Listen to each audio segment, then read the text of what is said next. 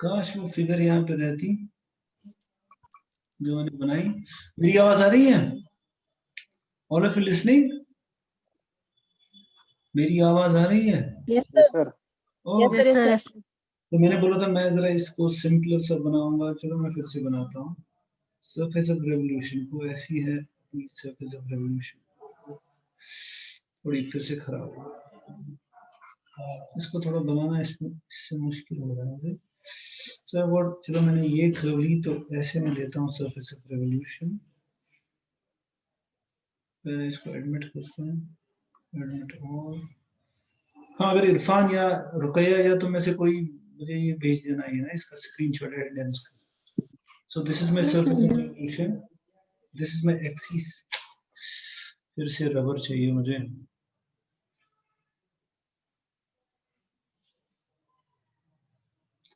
Okay, मेरे हाथ थोड़े ठंडे हो गए हैं। फिर से so this is my axis of revolution. Okay, इसके साथ जो इसका है वो रो है distance, then I have a curve alpha जो मेरिडियन के साथ जो एंगल बनाती है, यानी इसके जो टेंजेंट का और मेरिडियन के टेंजेंट का जो एंगल है वो साई है।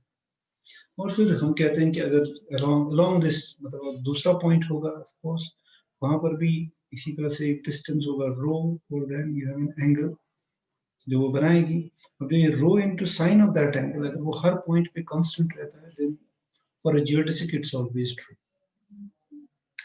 Okay, we parameterize the curve so that the profile curve is unit speed. We parameterize the curve.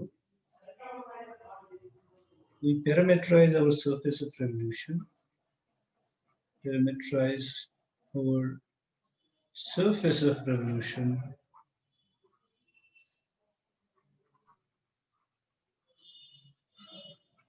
so that our profile curve is unit speed. और प्रोफाइल कर्व हमारी हो h of u 0 f of u is unit speed. And of course उसका मतलब यही होगा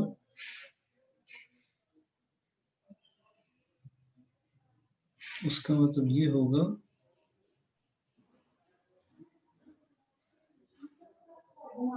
okay, उसका मतलब ये होगा जैसे कि तुम्हें पता है कि dh/du का स्क्वायर, मतलब ये हम पहले से, जैसे कि इससे पहले वाले हमने किया था, दिस इज इक्वल टू,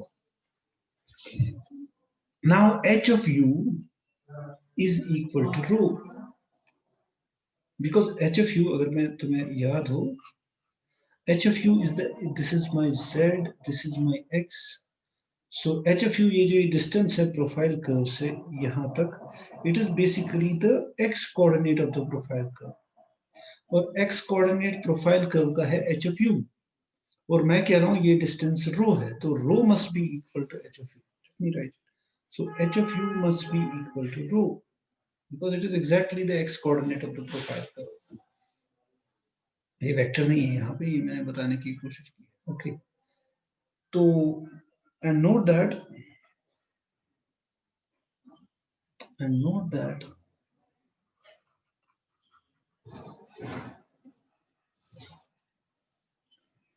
तो जो हमारी प्रोफाइल कर्व है उससे हमें मिलेगा,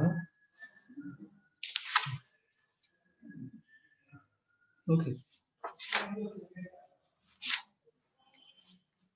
तो अगर मैं लेता हूं r एट, चलो इसको करते हैं, r एट u v जो अपना है profile curve, which is basically h of u into cos of u and h of u into sin of v into f of u. So अगर मैं लूं r sub u, जैसा कि तुम देख सकते हो, r sub u is h dash of u इसके साथ तो कुछ नहीं होगा क्योंकि सपोज यहाँ v है, इसी तरह से h dash of u into sin of v and of course f dash of u, ये होगा r of u। तो अगर मैं इसका खुद के साथ डॉट प्रोडक्ट लूं, r of u का जो स्क्वायर आएगा it would be h dash square into cos square v plus h dash square h dash of u का स्क्वायर, चलो ये h dash of u का स्क्वायर है, you understand, sin square v plus f dash u का whole square, खुद के साथ dot product लेंगे तो it would be just h dash of u का square plus f dash of, क्योंकि इसको कॉमन आएगा, अंदर बचेगा cos square plus sin square v, that is 1, so I would get this thing, and since I have chosen my profile curve to be unit speed, so this would be equal to 1. So it means Ru would be a vector of magnitude 1. तो उसका मतलब मैं इसको ऐसे लिखना चाहूंगा, दो लोग और आ गए हैं तो उनको एडमिट करते हैं, ओके। इसका मतलब so I can write R of u को मैं लिख सकता हूँ Ru divided by, मैं बताऊंगा इसको, norm of R, क्योंकि norm of Ru is equal to 1, ठीक है।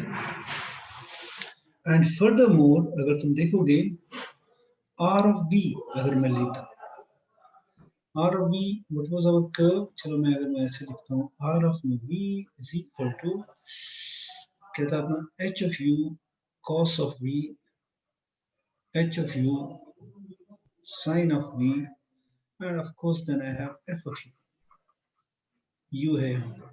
तो अगर मैं लूँ R sub v, it would be h of u into minus sin v, h of u into cos of v, और ऑफ कोर्स ये तो जीरो आएगा क्योंकि it's just depends upon E.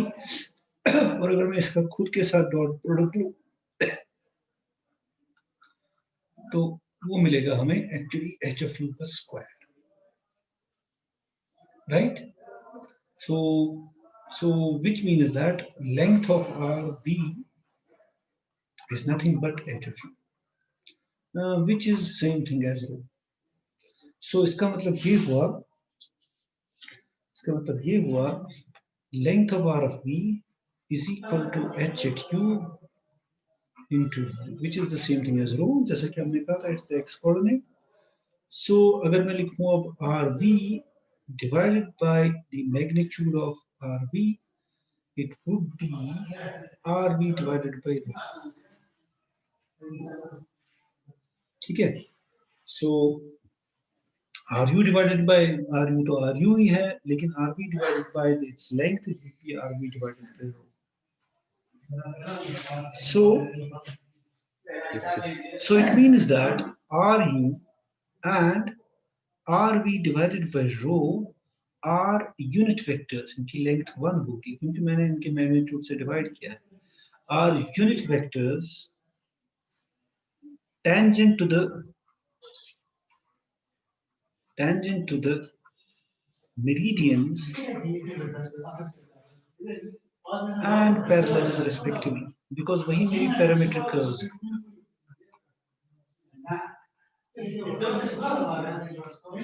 parallels होता है u is equal to constant, तो only v value होता है, of course rv is the tangent vector। अब ये भी tangent vector था लेकिन इसको हमने normalize कर दिया, इसको जरूरत नहीं पड़ी क्योंकि हमने दिया यूनिट स्पीड कर्व, उसकी वजह से, यानी ये यूनिट वेक्टर्स है which are tangent to, ये वाला मेरिडियन को टेंजेंट है और ये वाला पैरेलल को टेंजेंट है एट एनी पॉइंट जहां पे भी u पे तुम इवैल्यूएट करोगे, v पे, u v पे इवैल्यूएट करोगे, okay. once we have done that, and also they are mutually orthogonal। the reason is f is 0, since f is 0, and we have got mutually orthogonal at each point, I have got two mutually orthogonal unit vectors, एक है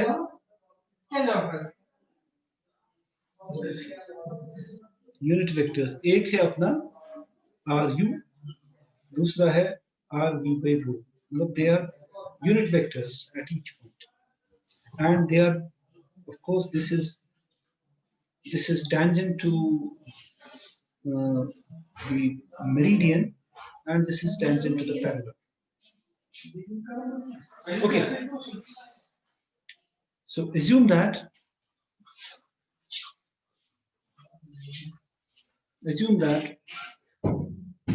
alpha at t is equal to r at u at t, v at t is a geodesic. अब हम करेंगे जो हमें करना है. Suppose now this is a geodesic. अब अगर ये geodesic है तो we know that इसका जो tangent है alpha dot t is equal to, हम बहुत बार कर चुके हैं, r u into u dot plus r sub v into v dot. Once we do that, it means that alpha dot t, अब r u की जगह मैं r u ही लिखूंगा because I want to normalize. तो remember this, अब यहाँ पे इस तरह से कोई curve है इसी point पे, मतलब जिसका tangent vector है इस तरह से alpha dot t. So it means that अगर तुम्हारे पास दो unit vectors हैं, suppose you have got a vector then a b vector, then you have a vector t and t makes an angle psi with some vector. तो हमें कहा गया है जो हमारी थ्योरम है, अगर मैं पीछे जाऊं उसकी स्टेटमेंट में, नहीं वो तो पहले वाले में थी, स्टेटमेंट में ये था कि ये जो कर्व है it makes an angle of psi with the meridian. तो psi बनाती है मेरिडियन के साथ, लेकिन मेरिडियन की डायरेक्शन कौन देता है? मेरिडियन की डायरेक्शन देता है आर यू, यानी आर यू के साथ जो इसका एंगल है वो है psi, राइट? अब अगर इसका एंगल है इसके साथ psi, अगर कोई वेक्टर इस तरह से है, इसका एंगल यहाँ पे psi है, then you can always write t as a times cos of psi plus b times sin of psi, provided these are unit vectors. और जो कि है, तो अगर मैं यहाँ यूनिट वेक्टर्स लूं, so I can write it as ru, क्योंकि r यूनिट वेक्टर है, I can write it cos of psi, but I have to take rv के डायरेक्शन में कौन सा यूनिट वेक्टर है वो मुझे पता है, it is rv by rho into sin of psi. ठीक है? So अगर मैं इन दोनों को कंपेयर करूं, इन दोनों इक्वेशंस को कंपेयर करूं, so I must get what I must get r dot alpha dot इसके बराबर भी है तो इसके बराबर भी है, तो I must have u dot equal to cos of psi and of course v dot must be equal to sin psi by rho. So comparing these two equations, I must have comparing, we get this thing, which would give us, तो जिससे हमें मिलेगा, अगर मैं लूं या अगर मैं इनका क्रॉस प्रोडक्ट लेता हूं तो वो बेटर रहता, नेवरदलेस, तो अगर मैं लूं अब v डॉट, जिसको मैं लिख सकता हूं, चलो मैं इसको लिखता हूं रो इनवर्स ऑफ साइन साई. ठीक है?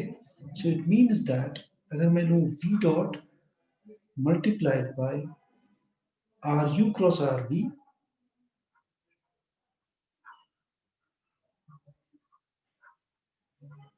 it is the same thing as rho inverse sine of psi into ru cross rv. So what does that mean? Actually, I could have straight away concluded that v dot is equal to rho inverse sine psi. हाँ, इसकी जरूरत नहीं है, पता नहीं थोड़ा इसमें notes में एक बार गलती है.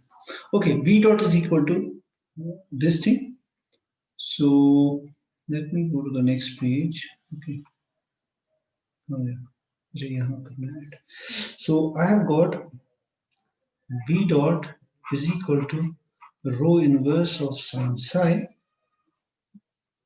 So that means that admit that means rho sin psi is equal to, अगर मैं rho square से multiply करूँ दोनों sides को, I will get it is actually rho into v dot. But the geodesic equation जो इससे पहले भी हम देख चुके हैं, it must satisfy the geodesic equation. Geodesic equation जो हमारी है for the surface of revolution, क्योंकि हम मानते हैं ये जियोडेसिक है, हमने सपोज किया है alpha is a geodesic for the surface of revolution जो हमें जियोडेसिक है, मतलब जो इक्वेशन है जियोडेसिक की, that is d by d t of h u square into v dot, this is equal to 0. So that is, इसको मैं लिख सकता हूँ d by d t of rho square v dot is equal to 0, because HU is the same thing as rho in this case. That means rho square, हाँ मैंने मुझे यहाँ रो square से मल्टीप्लाई, तभी तो ये खत्म होगा, ठीक है ना. That means D by d t of rho sine Sai using this equation is equal to 0, which means that rho sin psi must be constant along, because alpha is a geodesic, must be constant along alpha, क्योंकि alpha geodesic थी. ये तो पहला हो गया, इसका पहला हिस्सा. तो दूसरा है, now for the converse, suppose rho sin psi is constant along alpha, is constant, चलो मैं उसको लिखता हूँ omega, constant omega along some curve alpha, हमें दिखाना है along some curve alpha on S. Then by above argument हमें मिलेगा, यानी पहली वाली इक्वेशन तो सेटिस्फाई होगी, d by dt of h u का square into v dot is equal to 0 is satisfied. ये तो स्ट्रेट फॉरवर्ड है. is satisfied which is one of the geodesic equations. अब हमें देखना है क्या ये दूसरी को भी तो satisfy करनी चाहिए, which is one of the geodesic equations.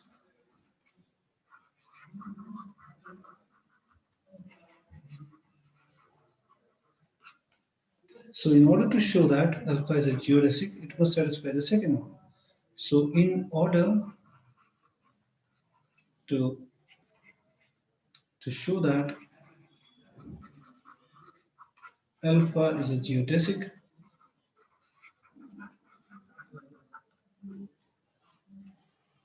we must show that it also satisfies the second.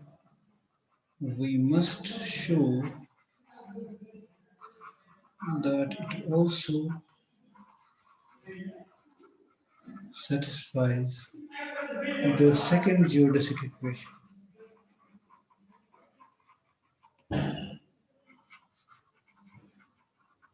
That is, वो कौन सी है? वो है u double dot is equal to h of u into h dash of u into v dot square. तो हमें दिखाना है ये भी सेटिस्फाई करेगी. पहली बात तो ऑटोमेटिक, अगर ये कांस्टेंट है along alpha, this quantity rho sin psi. अगर दूसरा है, अब दूसरे के लिए हम ये करेंगे, हम यूज करेंगे ये.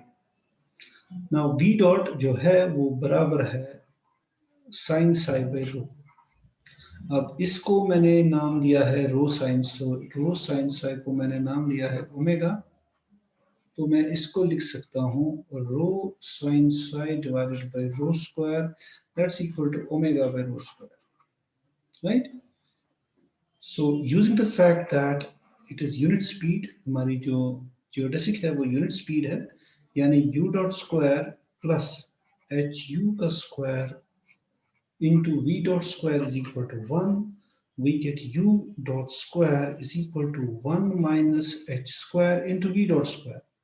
और वी डॉट तो इसके बराबर है, वो होगा ओमेगा बाय रो स्क्वायर का square which is equal to h, खुद एच ऑफ यू यहाँ पे है, एच ऑफ यू का square which is equal to 1 minus ये होगा rho square divide by rho raise power 4 into omega square, वो होगा 1 माइनस, ये नहीं कांस्टेंट है omega rho square. So we can differentiate it because this is a constant now. We differentiate both sides. Of course, rho is not p. Rho तो नहीं है, मतलब ये constant है omega. ठीक है? So we differentiate both sides with respect to t. Differentiate both sides with respect to t.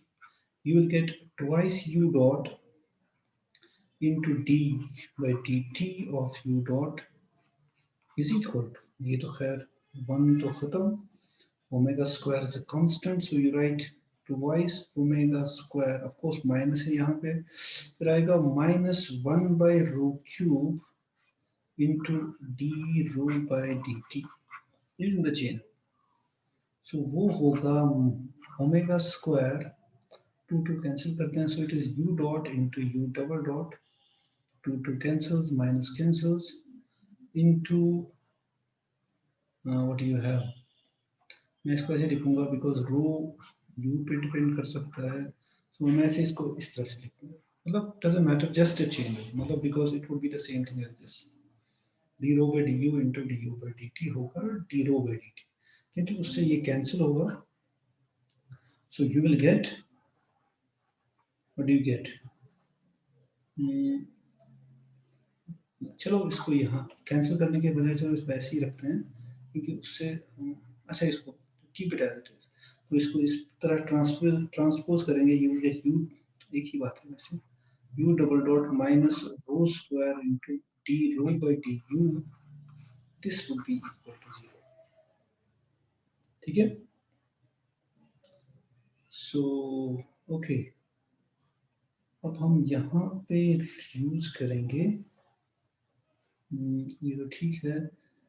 Now using the fact that v dot square जो है अपना, v dot square is equal to omega, जो ना यहाँ पे v dot is equal to omega by rho square, so v dot square is equal to omega square divided by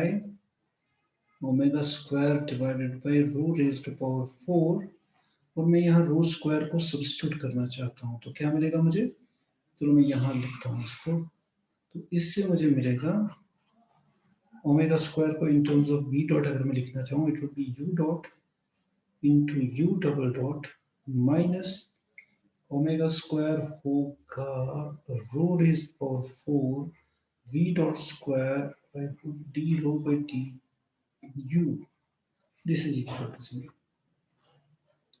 okay, ये raise power 4 आ गया, जस्ट अ मिनट, ठीक है. सो हमने अगर ये सब्स्टिट्यूट कर दिया, तो you got u dot v dot omega raised to 4 आएगा, just a minute, I got omega square को अगर सब्स्टिट्यूट करेंगे वो होगा v dot square, यहाँ से ठीक है,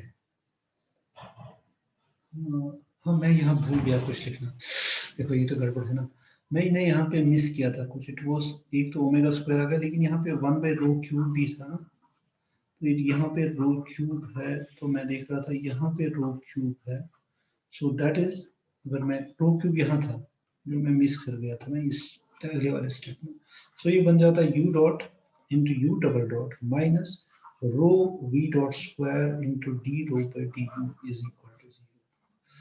सो दैट्स वन पार्ट. ठीक है, ओके, तो ये इतना हो गया. ओके, तो let's have the next page of,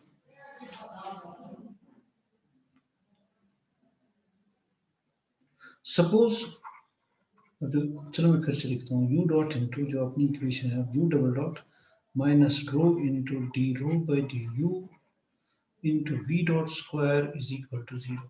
now suppose this thing does not vanish. Suppose u double dot minus rho d rho by du into v dot square does not vanish. ये थोड़ा सा यहाँ पे complicated, vanish at some point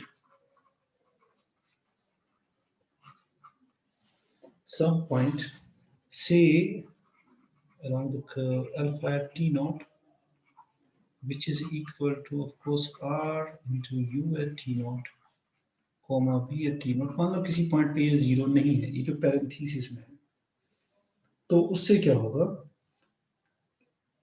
इसका मतलब चूंकि ये continuous function है, सो देयरफॉर दिस क्वांटिटी मतलब all the functions involved are continuous, तो ये किसी नेबरहुड, ये अचानक से जीरो मतलब, तो ये कम से कम किसी छोटे से नेबरहुड पे नॉन नेगेटिव होनी चाहिए, यानी then there is an epsilon. I hope ये बात तुम समझ सको. Then there is an epsilon positive such that it does not vanish for an interval, it does not vanish around t for a small interval, so for t minus t naught less than epsilon, so that अब अगर ये vanish नहीं होता किसी point पे, तो इसका मतलब उस नेबरहुड में u dot is equal to zero, क्योंकि ये इस नेबरहुड में वैनिश नहीं होता, तो within this neighborhood u dot must is equal to zero, which would imply that u is equal to constant. Contradicting our assumption, हमारी assumption ये थी, you know, second part, contradicting our assumption that alpha does not contain any part of the meridian, any part of the parallel. u is equal to constant होगा parallel. क्या था इसका क्लैरॉल theorem की statement? okay, it does not contain any part of the parallel, any part of the parallel, क्योंकि parallel में u constant होता है और मेरिडियन में v कांस्टेंट होता है. तो एक चीज हो गया कि उसका मतलब क्या हुआ कि इट मस्ट वैनिश एवरीवेयर, क्योंकि अगर किसी भी जगह पे, तो हमारी assumption तो contradiction हो जाएगी, which implies that I must have u double dot minus rho into d rho by du v dot equal to zero all along the curve, मतलब all along alpha. अगर किसी छोटे के तो उसमें वो उसका मतलब हो जाएगा कि वो मेरिडियन का हिस्सा है, अगर वो एक भी पॉइंट पे वैनिश नहीं होती. सो दैट मीन्स, और अगर ये है, कहाँ गया हमारा, सो विच गिव्स अस अगर ये कहाँ गया, ओके जस्ट तो which would give me u double dot is equal to rho किसके बराबर है, h of u. So I can write it as h of u into h, because rho dh by du into v dot square, that is equal to h of u into h dash of u into v dot square, which is the second geodesic equation. So that the second geodesic equation is also satisfied, provided that u dot is not equal to zero, which means that it does not contain any part of the parallel. So that finishes an important theorem about the geodesics. इसके बाद जो है, we have to use this actually to find the geodesics, मतलब इस चीज को हमें use करना है to find the geodesics on a pseudosphere. लेकिन मैं चाहता हूँ वो नेक्स्ट टाइम करें. आई होप pseudosphere जो हमने अभी तक किया थोड़ा सा कंप्यूटेशनल था, थोड़ा सा डिफिकल्ट भी था, जो पहले वाली हमने इससे पहले चीजें की है. तो मैं चाहूंगा अगर किसी को कुछ पूछना हो तो वो पूछ लो, कोई भी इससे रिगार्डिंग, या पिछला जो हमने किया था उससे रिगार्डिंग, क्योंकि आई वांट, क्योंकि इसके बाद जो pseudosphere का है ये थोड़ा ज्यादा डिफिकल्ट है, इस पे जियोडेसिक ढूंढना. हाँ जल्दी से मुझे बता दो, 10 मिनट है हमारे पास. Any question? सर इनवॉल्यूट और इवोल्यूट है ना सर? हाँ बोलो. सर उसमें आता है ना इक्वेशन ऑफ इनवॉल्यूट और इवोल्यूट। सर हमने किया है वहां पे, टॉर्शन भी हमने निकाला और कर्वेचर भी। हाँ सर इनकेस अगर एग्जाम में आ गया हमें हाँ ये इनवॉल्यूट एंड डेरिवेटिव इक्वेशन, तो हम्म। हमें से टॉर्शन भी निकालना है और कर्वेचर भी निकालना होगा वहां पर। नहीं, ये तो डिपेंड करता है ना क्वेश्चन कितना बड़ा होगा। अगर ज्यादा बड़ा होगा तो उसमें कर्वेचर एंड टॉर्शन भी निकालना होगा, है ना। जैसे इनवॉल्यूट की इक्वेशन जरा मुश्किल है ना निकालना। नहीं, इनवॉल्यूट की इजी है एक्चुअली, जी सर। इवोल्यूट की थोड़ा मुश्किल है। इवोल्यूट कीजिए, इवोल्यूट इवोल्यूट थोड़ी ज्यादा लेंथी है। हाँ मतलब दोनों में से एक डिफिकल्ट है ना, मुझे एग्जैक्टली याद नहीं, मतलब थोड़ा सा कॉम्प्लिकेटेड है। तो उसी हिसाब से उसके मार्क्स होंगे ना, जी सर। है ना, उसी जी हिसाब से सर। उसके मार्क्स होंगे कि जिस हिसाब से जितना क्वेश्चन बड़ा होगा। अगर सर खाली मार्क्स तो इस बार इक्वली इक्वली होंगे ना सर? लेकिन क्वेश्चन में पार्ट्स भी इस तो बार हो सकते हैं। हमें सिर्फ 4। नहीं, वो तो क्वेश्चन अच्छा में ठीक पार्ट्स ठीक भी हो सर। सकते हैं ना। You can have two parts, अच्छा छोटे ठीक छोटे सर। Same question. अगर वो ज्यादा छोटा है, सपोज उसमें सर खाली कर्वेचर निकाल, तो वो एक पार्ट होगा। लेकिन अगर कर्वेचर एंड टॉर्शन दोनों निकालने होंगे तो वो पूरा क्वेश्चन होगा, है ना। ऐसे तो हो सकता है ना। ठीक ठीक। और कोई हाँ चीज। ठीक ठीक सर। सर एक जगह कंफ्यूजन है सेकंड फंडामेंटल फॉर्म में। हाँ बोलो। सर उसमें जब हम लेते हैं ना सर वो प्रोजेक्शन वाला पार्ट जब हम लेते हाँ हैं हाँ सर, वहाँ कंफ्यूजन हो रहा है कि कैसे वो प्रोजेक्शन उस पे आता है। देखो, कोई भी वेक्टर यहाँ पे हो ना, तो हम्म। अगर मैं यूनिट वेक्टर लूँ, ये नीचे वाला मान लो यूनिट वेक्टर है, ठीक है ना। जी इस सर। वेक्टर का जो जी सर। प्रोजेक्शन, यानी ये जो लेंथ होगी अलोंग दिस डायरेक्शन, अगर मैं यहाँ पे लाइट हम्म। रखूँ ना, अगर मैं लाइट डालूं, इसकी जो शेडो आएगी ना इस डायरेक्शन, किस डायरेक्शन में, जमीन पे इधर। वो आएगी नीचे, हाँ हाँ, एन, तो मान लो ये वेक्टर नॉर्मल एन P पे। है, तो देन जी ये सर। होगा ए डॉट बी। ये जो लेंथ होगी ना, ये होगी a dot b, provided a is a unit vector. Suppose a is not a unit vector, then ये लेंथ होगी, हम उसको यूनिट बना देंगे, ठीक है। जी sir. So that is the idea.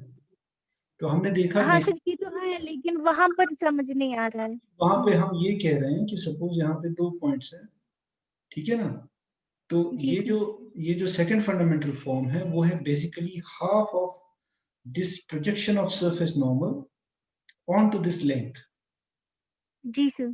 तो ये जो टेंजेंट प्लेन पे जब मैं, मतलब कोई पॉइंट, कोई सरफेस है, एक्चुअली ये नीचे बनाया था हमने सरफेस, क्योंकि वरना वो समझ नहीं आता, ऊपर ज्यादा कॉम्प्लिकेट हो जाता। कहने का हम्म। मतलब ये है कि अगर पी पे कोई टेंजेंट प्लेन है, ठीक है हम्म। ना। जी सर। चलो मैं यहाँ लेता हूँ, मान लो ये यहाँ पे एक टेंजेंट प्लेन है इस पॉइंट पे। अब मैं नेबरिंग पॉइंट लेता हूँ, उससे जो मैं परपेंडिकुलर डालूँ ना यहाँ पे, ठीक है ना, परपेंडिकुलर जो यहाँ पे डालूंगा मैं, it would be 1/2 of the second fundamental. जी।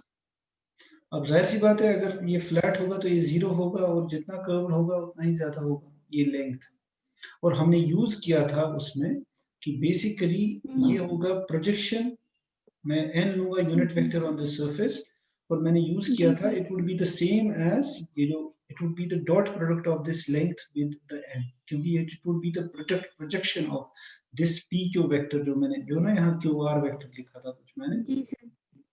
उसकी प्रोजेक्शन अलोंग है। आइडिया वही है, मतलब उतना कुछ नहीं है फ्रैंकली स्पीकिंग, मतलब इट्स इजी है। हाँ, जो हम अभी कर रहे हैं जियोडेसिक्स का, इसमें थोड़ा सा कॉम्प्लिकेटेड तो है, और मैं देख रहा हूँ नोट्स में कहीं कहीं पे गलती भी है, हाँ लेकिन यस सर।